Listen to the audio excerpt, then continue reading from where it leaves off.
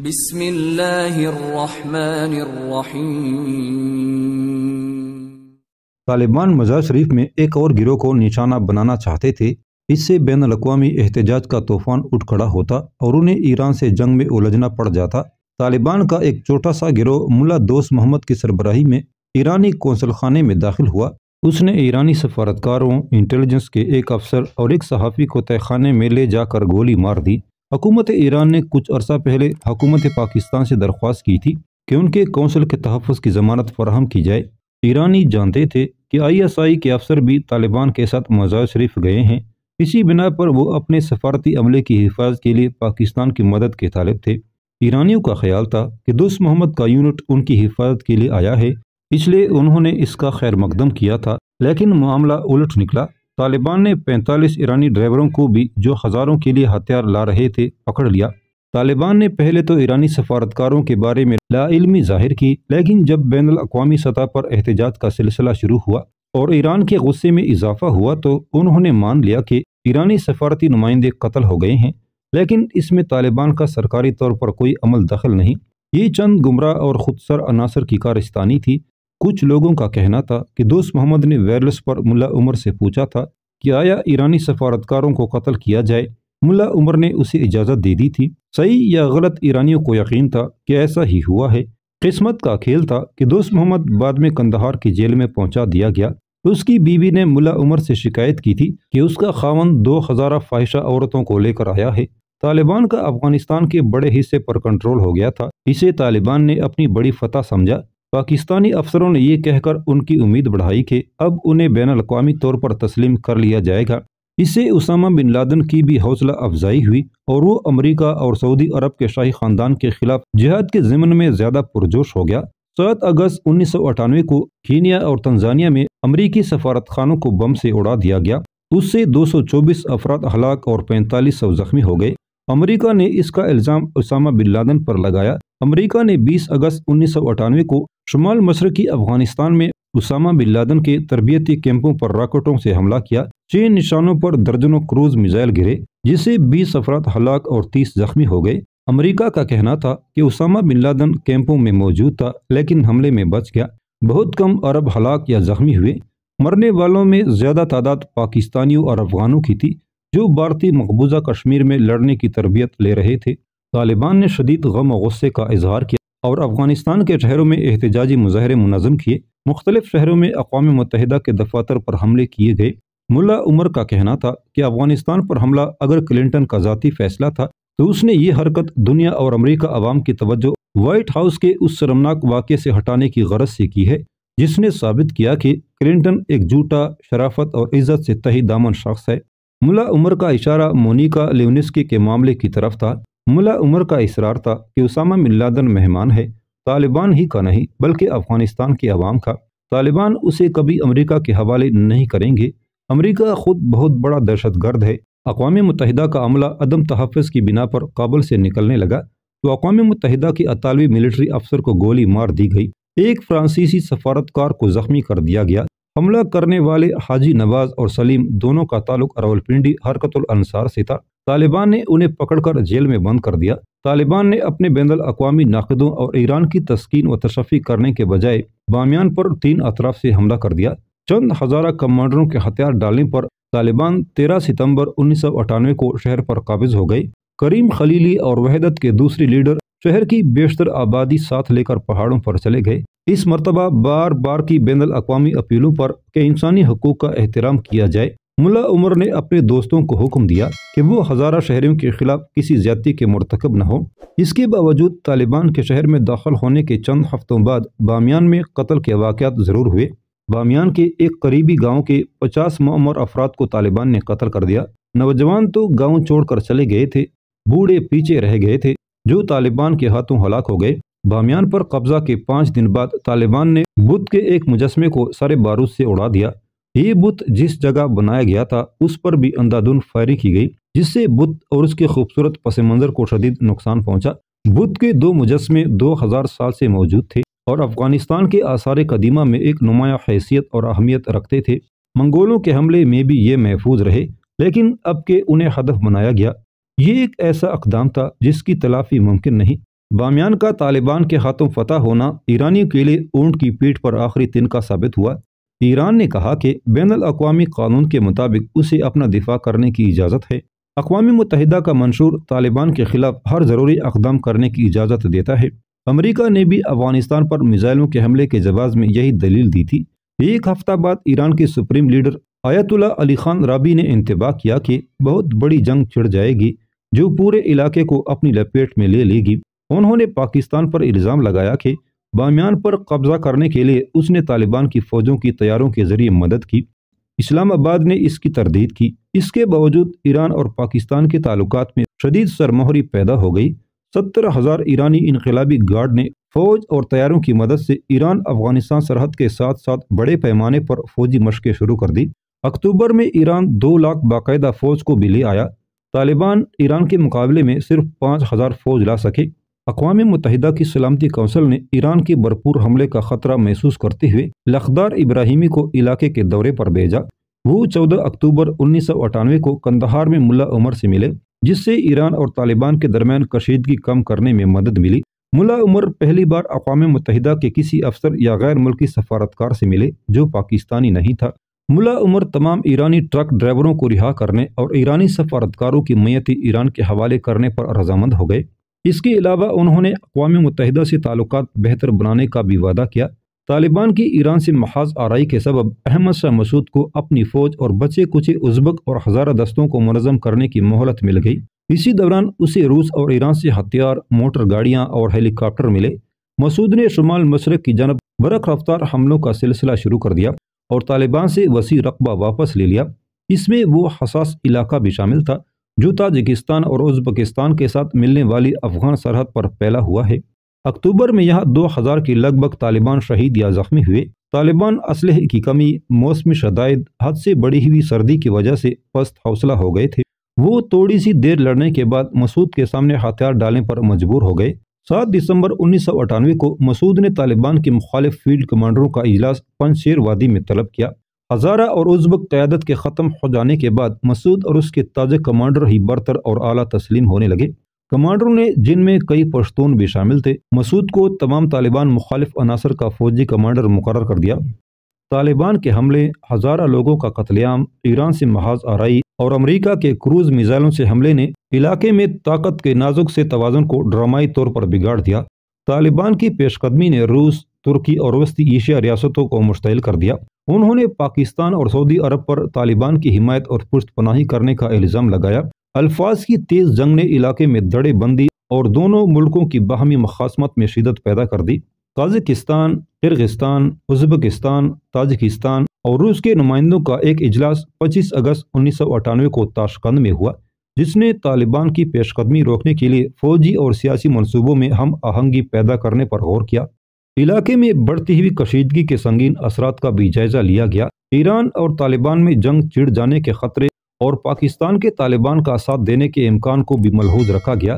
مغربی سرمایہ کاروں نے اور آئل کمپنیوں نے کیسپین کے ساتھ کے تیل کے ذخائر نے مالا مال ملکوں میں سرمایہ کاری کرنے میں دلچسپی لینا چھوڑ دی۔ وسطی ایشیا کی اقتصادی لحاظ سے بیمایہ ریاستوں میں اسلامی بنیاد پرستی کے پھیلنے کا خطرہ بڑھنے لگا۔ پاکستان میں دینی جماعتوں نے اسلامی نظام کے نفاذ کا مطالبہ شدت سے کرنا شروع کر دیا۔ عالمی برادری کے لیے یہ امر سخت مایوس کا موجب تھا کہ طالبان وسیع البنیاد حکومت بنانے سے انکار کرتے آ رہے تھے، عورتوں کے معاملے میں اپنی روش بدلنے پر تیار نہیں تھے اور سفارتی آداب کو ملحوظ رکھنے پر آمادہ نہ تھے۔ اقوام متحدہ کی امدادی ایجنسیاں واپس کابل نہیں جا سکتی تھی۔ امریکہ کے اعصاب پر اسامہ بن لادن سوار تھا۔ وہ اسے ہر حال میں پکڑنا چاہتا تھا، لیکن طالبان اسے امریکہ کے حوالے کرنے سے انکاری تھے۔ حتیٰ کہ طالبان کے قریبی اتحادی سعودی عرب بھی اب اس اسامہ بن لادن کو طالبان کی طرف سے تحفظ فراہم کرنے پر مایوس اور ناراض تھا۔ اس نے کابل سے اپنا سفارتی عملہ واپس بلا لیا اور طالبان کو مالی امداد دینا بند کر دی۔ اب طالبان کا واحد حامی اور مددگار صرف پاکستان رہ گیا۔ یہ بین الاقوامی رد عمل کا اثر تھا کہ 8 دسمبر 1998 کو اقوام متحدہ کی سلامتی کونسل نے سخت ترین قرارداد منظور کی، جس میں بین الاقوامی دہشت گردوں کو پناہ دینے، انسانی حقوق کی خلاف ورزی کرنے، منشیات کی ناجائز کاروبار کو فروغ دینے اور جنگ قبول کرنے سے انکار کی بنا پر افغانستان پر سخت پابندیاں لگانے کا کہا گیا تھا۔ امریکی سفارتکار کارنیل سوڈربرگ نے کہا کہ افغانستان میں دہشت گردی نے تعاون کی صورت اختیار کر لی ہے۔ پاکستان واحد ملک ہے جس نے قرارداد کی حمایت نہیں کی، اس نے اسے تعصب پر مبنی قرار دیا۔ شاید یہی وجہ ہے کہ طالبان کی طرح پاکستان بھی عالمی سطح پر تنہا رہ گیا ہے۔ اقوام متحدہ، امریکہ اور دوسرے ملکوں کے بڑھتے ہوئے دباؤ نے دونوں فریقوں کو گفت و شنید پر آمادہ کر دیا۔ طالبان اور مخالفوں میں 11 مارچ 1999 کو اشق آباد میں ملاقات ہوئی۔ دونوں میں قیدیوں کا تبادلہ کرنے اور بات چیت جاری رکھنے پر اتفاق ہو گیا، لیکن اپریل تک ملا عمر نے مزید بات چیت کو خارج از امکان قرار دے دیا اور مسعود پر الزام لگایا کہ وہ دوغلے پن سے کام لے رہا ہے۔ در حقیقت دونوں فریق جنگ تعطل سے فائدہ اٹھا کر نئے حملے کی تیاری کرنا چاہتے تھے۔ 7 اپریل 1999 کو مسعود نے روسی وزیر دفاع ایگور سرگٹن سے دوشنبے میں ملاقات کی۔ روس نے اعلان کیا کہ وہ تاجکستان میں ایک نیا فوجی اڈہ تعمیر کرے گا۔ صاف ظاہر تھا کہ روس احمد شاہ مسعود کی فوجی امداد میں اضافہ کرنا چاہتا تھا۔ طالبان بھی اپنے آپ کو مزید اسلحے سے لیس کر رہے تھے اور پاکستان میں موجود مدرسوں کے طلباء کو بھرتی کر کے اپنی طاقت بڑھا رہے تھے۔ مسعود اور ہزارہ فوجوں نے شمال مشرقی اور ہزارہ جات پر حملوں کا نیا سلسلہ شروع کیا۔ 21 اپریل 1999 کو حزب وحدت کی فوج نے ڈرامائی طور پر بامیان پر دوبارہ قبضہ کر لیا۔ شمال میں ایک بار پھر جنگ کی آگ بھڑک اٹھی اور اقوام متحدہ کی قیام امن کے لیے کوششیں موقوف ہو کر رہ گئیں۔ 1998 کے اوائل میں کوفی عنان نے انتباہ کیا تھا کہ 2 کروڑ کے ملک میں 50,000 مسلح افراد نے پوری آبادی کو یرغمال بنا رکھا ہے۔ 1998 کے اواخر تک کوفی عنان نے علاقائی بنیادوں پر تصادم کے مزید گہرا ہونے اور ایک بڑے تنازع کی بنیاد بننے کی پیشن گوئی کی۔ طالبان کی فتوحات اور شمال میں بسنے والوں کے قتل عام نے افغانستان میں مختلف نسلوں کے درمیان نفرت اور بے اعتمادی کی دیواریں کھڑی کرنا شروع کر دی۔ کوفی عنان کی پیشن گوئی سال کے آخر تک صحیح ثابت ہونے لگی۔ لخدار ابراہیمی نے استعفیٰ دے دیا۔ اس نے طالبان پر خودسری، پاکستانی مدرسوں کے ہزاروں طلباء کا طالبان کی صفوں میں شامل ہونے اور بیرونی مداخلت کے مسلسل جاری رہنے کی صورتحال کو سنگینی کا سبب بتایا۔ ابراہیمی کے مستعفی ہونے کے بعد طالبان نے جولائی اور ستمبر میں مسعود کی فوج کو کابل کے علاقے سے باہر نکالنے اور شمال میں تاجکستان سے اس کی رسد کے راستے کاٹ ڈالنے کے لیے 2 حملے کیے جو ناکام رہے، لیکن طالبان نے دارالحکومت کے شمالی علاقے اور صومالی کی وادی میں بے تحاشا تباہی مچائی، جس کے نتیجے میں 2 لاکھ افراد یہاں سے بھاگنے پر مجبور ہو گئے۔ موسم سرما شروع ہوا تو وہ لاکھوں افراد جنہوں نے مسعود کی پنشیر وادی میں اور ہزارہ کے کابل میں پناہ لے رکھی تھی بھوکوں مرنے لگے۔ ان علاقوں میں خوراک اور رہائش کی سہولتوں کی شدید کمی تھی۔ ابراہیمی کے استعفے کا ایک اثر یہ ہوا کہ عالمی برادری نے طالبان کے بارے میں اپنا رویہ اور زیادہ سخت کر لیا۔ اقوام متحدہ کی سلامتی کونسل نے 15 اکتوبر کو طالبان پر محدود پابندیاں عائد کر دی۔ افغانستان آنے جانے والی کمرشل پروازوں کی ممانعت کر دی۔ دنیا بھر کے بینکوں میں طالبان کے جہاں جہاں بھی اکاؤنٹ تھے منجمد کر دیے۔ امریکہ نے اسامہ بن لادن کی گرفتاری کے لیے طالبان پر اپنا دباؤ مزید بڑھا دیا۔ طالبان بین الاقوامی سطح پر مکمل طور پر تنہا ہو گئے۔ 12 اکتوبر کو پاکستان میں فوجی انقلاب کے بعد یہ امکان پیدا ہو گیا کہ پاکستان پہلی مرتبہ طالبان سے اپنا فاصلہ بڑھائے گا۔ اسلام کو عام افغان عوام کی زندگی میں ہمیشہ مرکزی حیثیت حاصل رہی ہے۔ نماز، روزہ اور زکوٰۃ کی پابندی میں افغانوں سے بڑھ کر شاید ہی کوئی دوسرا ہو۔ اسلام افغان کے مختلف قبائل اور نسلوں کے لوگوں کے درمیان اتحاد کا اہم ترین وسیلہ رہا ہے۔ جہاد افغان قوم پرستی کو زندہ رکھنے اور متحرک کرنے کا بھی محرک ثابت ہوا۔ برطانیہ اور روس کے خلاف افغانوں کی مزاحمت میں جذبہ جہاد کی کارفرمائی سے کسی کو انکار نہیں ہو سکتا۔ امیر، غریب، کمیونسٹ، شاہ اور مجاہدین سب ہیں۔ اسلام کے بارے میں اتفاق رائے ہے، سبھی لوگ فرائض کی ادائیگی میں کسی قسم کی ذہنی تحفظ کا شکار نہیں۔ 1988 میں سابق شاہ ظاہر شاہ نے، جس کی عمر خاصی ڈل گئی تھی، ملنے اور ان کا انٹرویو لینے گیا۔ انٹرویو کے دوران وہ اٹھے اور دوسرے کمرے میں جا کر نماز ادا کی۔ افغان کمیونسٹ وزراء اپنے محاذ پر نماز ادا کرتے تھے، مجاہدین جنگ روک کر نماز ادا کرتے ہیں۔ ملا عمر گھنٹوں جائے نماز پر بیٹھے عبادت میں مصروف رہتے ہیں۔ وہ نماز کے بعد ہی طالبان کی جنگی چالوں کے بارے میں سوچتے اور فیصلہ کرتے ہیں۔ گولیوں کی سنسناہٹ، وائرلیس پر موصول ہونے والے پیغامات کے شور میں بھی وہ استغراق میں چلے جاتے ہیں، لیکن کوئی افغان اس پر اصرار نہیں کرتا کہ اس کے ساتھ کھڑا ہوا شخص بھی اس کے ساتھ نماز پڑھے۔ افغانستان میں اسلام کبھی متنازع نہیں رہا۔ میں نے یکساں جذبے و شوق سے اس کی پیروی کی ہے، تمام اسلامی فرقوں کو برداشت کیا ہے، حتیٰ کہ دوسرے مذاہب اور جدید طرفہ زندگی کے حامل لوگوں کے ضمن میں بھی رواداری اور تحمل سے کام لیا ہے۔ افغان ملاؤں نے دین کے معاملے میں کبھی جبر نہیں کیا، فرقے کبھی سیاسی مسئلہ نہیں بنے۔ 1992 سے پہلے ملک کی معیشت میں ہندو، سکھ اور یہودی اہم کردار ادا کرتے آئے ہیں۔ روایتی طور پر منی مارکیٹ پر انہی کا کنٹرول رہا ہے۔ جب افغان شاہوں میں جنگ چھڑی ہے تو وہ انہی سے مالی امداد لیتے رہے ہیں۔ 1992 میں خانہ جنگی شروع ہوئی تو صدیوں سے چلی آنے والی افغان برداشت اور دوسروں کے لیے مفاہمت غارت ہو کر رہ گئی۔ خانہ جنگی نے اسلامی فرقوں اور نسلی گروہوں کو اس طرح منقسم کر دیا کہ اس سے قبل عام افغان اس کا تصور نہیں رکھتے تھے۔ 1995 میں احمد شاہ مسعود نے کابل میں ہزارہ قبیلے کے لوگوں کا قتل عام کیا۔ 1997 میں ہزارہ قبائل نے مزار شریف میں طالبان کا قتل عام کیا۔ 1998 میں طالبان نے ہزار اور ازبک نسلوں کے لوگوں کو قتل کیا۔ پورے افغان میں یہ کچھ پہلے کبھی نہیں ہوا تھا، لیکن اب اسی کے سبب سے ملک کے قومی اور دینی جذبے اور رویے کو جس طرح زد پہنچی اور نقصان ہوا ہے، شاید اس کی کبھی تلافی نہ ہو سکے۔ طالبان نے جان بوجھ کر شیعوں کی جو مخالفت کی، اس نے اسلام اور ملک کے اتحاد کو پارا پارا کر دیا ہے۔ اقلیتی گروپ اجتماعی طور پر ملک سے بھاگنے پر مجبور ہو گئے ہیں۔ افغانستان کی تاریخ میں پہلی مرتبہ اسلام جو اتحاد کا داعی اور مبلغ رہا ہے، انتہا پسندوں کے ہاتھ میں ایک حربہ بن گیا جو تقسیم افزاں اور خون ریزی کا موجب بنا ہے۔ 90% افغان سنی حنفی عقیدہ رکھتے ہیں۔